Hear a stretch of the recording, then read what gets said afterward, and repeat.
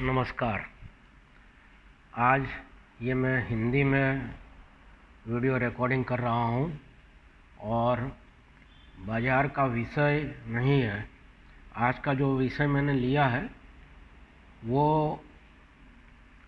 लगभग कई ग्रुपों में मैंने देखा, और जो अपना शेयर बाज़ार की बात आज नहीं करनी, लेकिन जो शेयर बाज़ार का खड़ाइता का और बिन खड़ाइता का ग्रुप है, उसमें पिछले दिनों एक मैसेज आया कि जो पशुओं को रखा जाता है और ख़ास करके गायों को, तो एक उनका भी आईपीओ आना चाहिए। तो जो गौशालाएं हैं, पांजरापोल है, उनकी क्या स्थिति है। और शायद आप लोगों को ऐसा लगता होगा कि मैं जो चालू सरकार है उसके विरुद्ध में बोलता हूँ। ऐसा नहीं है, जो बात सही है उसकी सराहना भी करता हूँ। और गुजरात के विधानसभा के मार्च महीने के चालू महीने के बजट में पहले सप्ताह में जो बजट पेश किया है, एक तो उसमें कैश इन हैंड जो बोलते हैं गुजराती में पुरांत, वो 500 करोड़ से ज़्यादा की है। और सबसे और भी उससे बड़ी बात है कि 500 करोड़ का पहली बार प्रोविज़न किया है ये पशुशाला, पांजरापोल और गौशालाओं के लिए। पिछले साल नील था और उसके अगले साल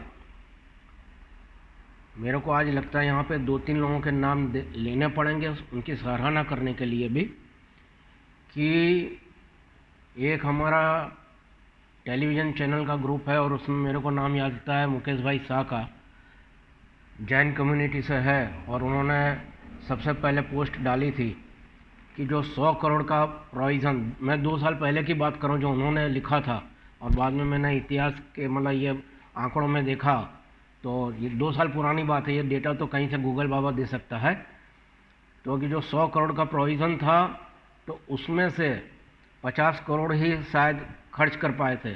तो दूसरे साल तो ये था कि जितना खर्च किया उतना ही मिलेगा, ऊपर का नहीं मिलेगा। और दूसरे साल के बजट में बिल्कुल नील था। उसके सामने इस साल 500 करोड़ का प्रोविज़न गवर्नमेंट ने किया है, वो बहुत ही अच्छी बात है। और उसके लिए जितने भी लोग हैं, वित्त मंत्री कन्हूभाई पटेल हो, या दंडक पंकज देसाई हो, या विधानसभा की अध्यक्षा नीमाबेन आचार्य हो, या पशुपालन मंत्री राघव जी पटेल हो, जो भी है, और मुख्यमंत्री तो अछूते रह ही नहीं सकते हैं उसमें, तो सब धन्यवाद के पात्र है। लेकिन उनका क्रियान्वयन कैसे करना है, बात ये आती है। बात को यहाँ पे एक बार थम के अपने यहाँ की मानसिकता क्या है, और इंसान चाहे तो छोटी छोटी जो अपनी कहावत है कि बूंद बूंद से सागर बनता है और कंकड़ कंकड़ से पर्वत बन जाता है, तो उसका एक उदाहरण मैं आपको रिलायंस जूट के समूह में से देना चाहूँगा। फिर आगे बात करता हूँ उसकी जो बजट आया है और क्या हो सकता है, क्या करना चाहिए, जो मेरे सुझाव है। मेरे को याद है कि 2010 की साल में जब रिलायंस कम्युनिकेशंस, इसका अभी जियो हो गया, उसके पहले जो रिलायंस का था उसमें अनिल अंबानी जी के हाथ में था, और 3 दिन तक पेपर में इश्तिहार आ रहा था नेशनल लेवल पे कि जिसका भी 50 रुपये का बैलेंस होगा वो Reliance to Reliance all over India free में बात कर सकेगा। आप लोगों को सब अभी आप इस्तेमाल करते हो या नहीं, जो पीढ़ी होगी उसको नहीं मालूम होगा। नहीं तो पहले ये था कि टैरिफ लगते थे, आप प्रदेश के बाहर बात करो तो अलग उसका चार्ज लगता था, प्रदेश के अंदर बात करो तो अलग चार्ज लगता था। कई तरीके की स्कीमें चलती थी, सेकंड वाली और फिक्स वाली और सब। तो उस टाइम पे जो उनके कस्टमर थे वो 10 करोड़ थे। अपनी आबादी भी शायद उस टाइम 100 करोड़ थी, अभी 135 करोड़ हो गई, और अभी तो उनके भी ग्राहक वर्ग 40 करोड़ से ऊपर हो गए हैं, एसबीआई के बराबर या उससे भी ज़्यादा हैं। तो उस टाइम पे उन्होंने इश्तिहार दिया कि जिसका भी 50 रुपया बैलेंस होगा उसको रिलायंस टू रिलायंस पूरी बात कर सकेगा। 3 दिन तक इश्तिहार दिए, और सॉरी 50 रुपया नहीं, 10 रुपया बैलेंस की बात कही थी, मैं बोलने में गलती किया। 50 का बैलेंस तो मैंने डलवाया था क्योंकि मैं रिलायंस इस्तेमाल करता था और 15 रुपये गाने की हेलो ट्यून के और वो सब कट जाते थे, तो हमने कहा कहीं कहीं कुछ कट ना जाए, तो पूरा 50 का मैंने करवाया था। मुद्दा ये लाता हूँ कि आप 10 करोड़ लोग और 10-10 रुपये का रिचार्ज करावे तो 100 करोड़ हो जाता है। ये धीरू भाई की तिथि के टाइम का इनका इश्तिहार था।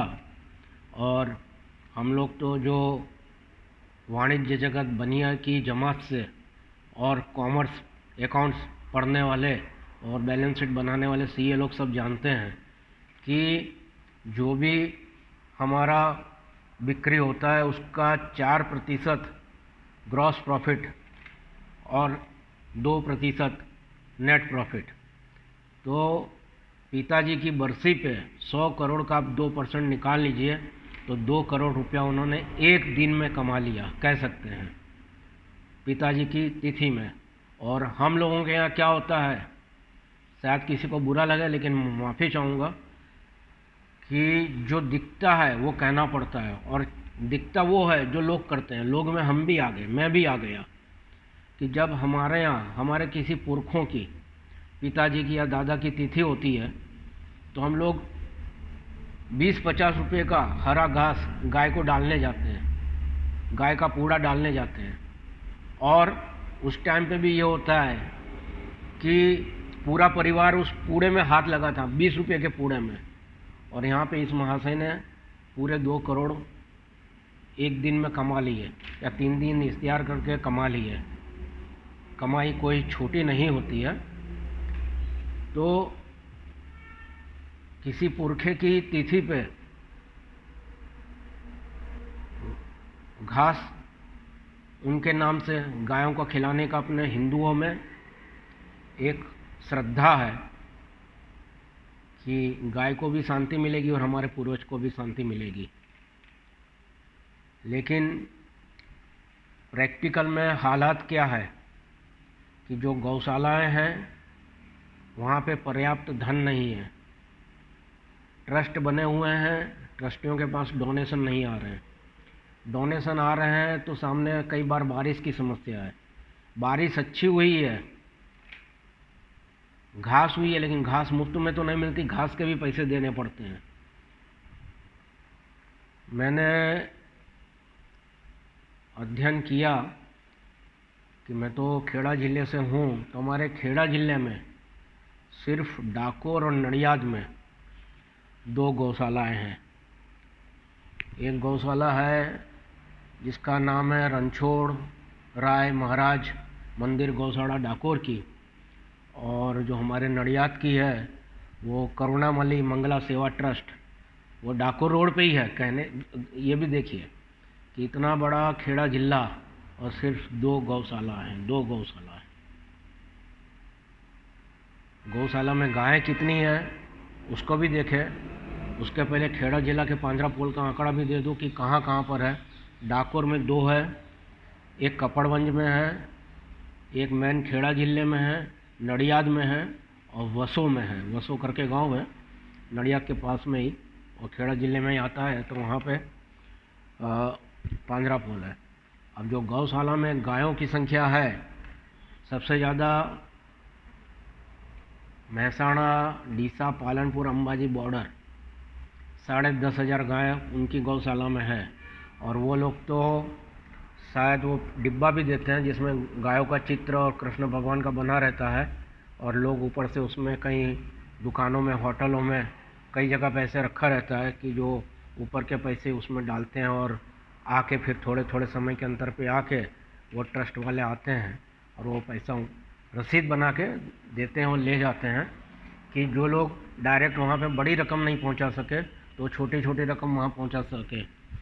मानसा गौशाला में 1700 गायें हैं, राधनपुर में 5000, मांडल में 4000, भावनगर में 3000, सारंगपुर में 1500 और विरमगाम में 3000। हर जिले में गौशालाएं हैं, हर जिले में पांजरापोल है। और न सिर्फ गाय भैंसे, बछड़े, सांड, सबका निर्वाह करना पड़ता है। उसके लिए धन की आवश्यकता रहती है। और जहाँ पे 3,000 पशु रहते हैं वहाँ एक दिन का खर्चा 2.25 लाख तक का हो जाता है। घोड़ा गिनती में यदि देखें तो 50 लाख। मेरा तो ये कहना है कि जो सरकार का पुरांत बचिया हाथ में कैश इन हैंड है उसको भी इस एक अच्छे काम में दे देना चाहिए। गाय का महत्व क्या है इसका थोड़ा रामायण के प्रसंग से आपको बताऊं तो दिलीप राजा वशिष्ठ राजा के पास गए, वशिष्ठ मुनि के पास गए और बोले कि मेरे को संतान नहीं है, ऐसा क्यों? तो वशिष्ठ मुनि ने बोला कि तुमने कामधेनु गाय का अपमान किया है। कामधेनु गाय आई माँ समान गाय का तुमने सामने भी नहीं देखा और प्रदक्षिणा भी नहीं की, उसकी वजह से तुम निसंतान हो। तो दिलीप राजा बोले तो अब इसका प्रायश्चित क्या है? अब तो कामधेनु है भी नहीं। तो वशिष्ठ मुनि ने बताया कि उसके वंशज की नंदिनी गाय है, तुम पूरा राजपाट छोड़ के उसके साथ चले जाओ, जहाँ वो जाए वहाँ तुमको जाने का, वो खाए उसके बाद खाने का, वो बैठे उसके बाद बैठने का, वो सो जाए उसके बाद तुमको सोने का। और दिलीप राजा ने ऐसा ही किया, चल दिए। एक बार एक शेर उस नंदिनी गाय का शिकार करने के लिए उसके ऊपर झपटा तो दिलीप राजा उछल के उसके बीच में आ गए और तब आकाश में से पुष्प वर्षा हुई और बोले कि अब दिलीप राजा श्राप मुक्त हुए हैं। और उसके बाद उनके पुत्र में रघु, अज, दशरथ और दशरथ के 4 बेटे हुए। यदि ये नहीं होता तो रघु और राघव का स्थान ही नहीं होता, और जो रघुपति राघव राजा राम पतित पावन सीताराम है शायद ये नहीं गा पाते।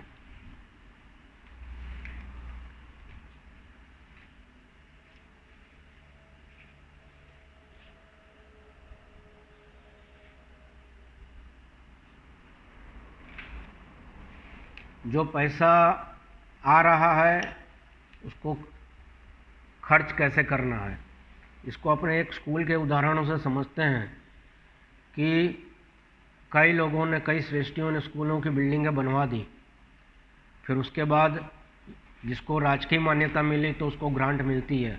उसी तरीके से पांजरापोल गौशालाएँ तो बहुत है, लेकिन उसके जो रोज़ बरोज के निभाव का खर्च है, उनको घास पूड़ा खिलाने का खर्च है, वही नहीं बन पा रहा है।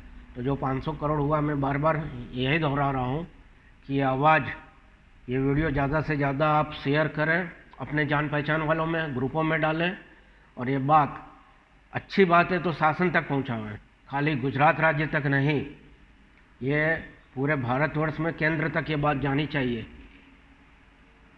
और गौ पालन होना चाहिए। इसका महत्व क्या है कि जितना खर्च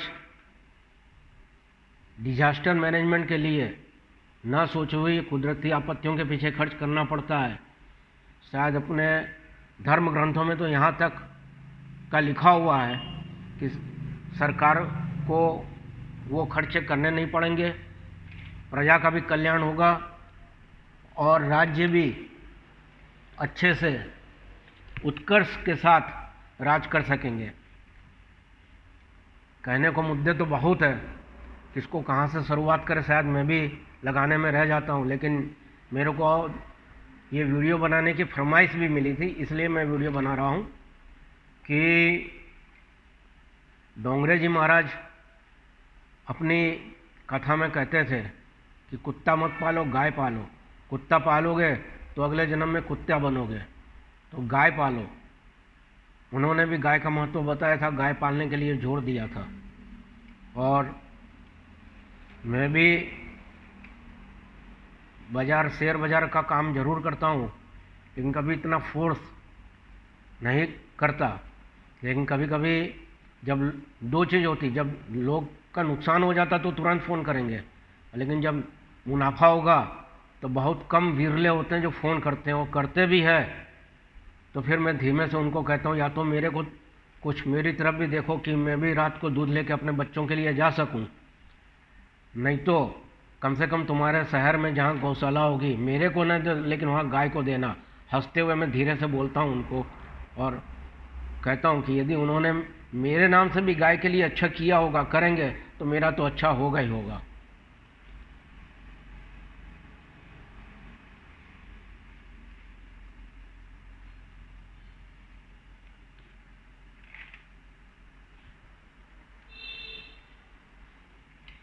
जो 500 करोड़ आया है तो वित्त मंत्रालय ने दिया है, गौ सेवा आयोग है, पशुपालन नियामक है, उसके अलावा पशु चिकित्सालय भी है,